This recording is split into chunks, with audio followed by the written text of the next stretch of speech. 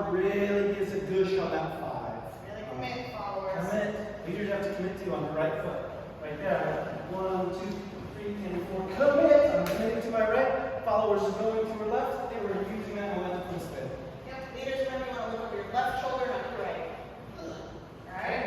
Now we do a variation on that one. Very similar. Leaders going to do something different.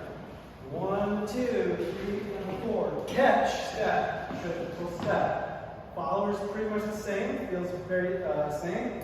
Similar. For the leader, I'm going to go over the top, and I'm catching the follower's bicep. Bring it in over, catch the bicep, and use that. Keep on spinning around. Alright. From there, we begin our close position moves. These both start with the block box.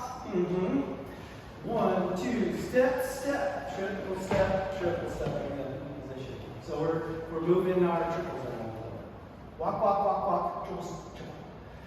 All right, step, step, step, triple, triple step.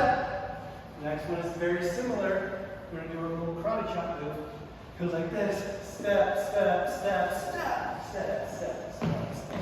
I just step through it because, just because. You can do your triples. Followers, we do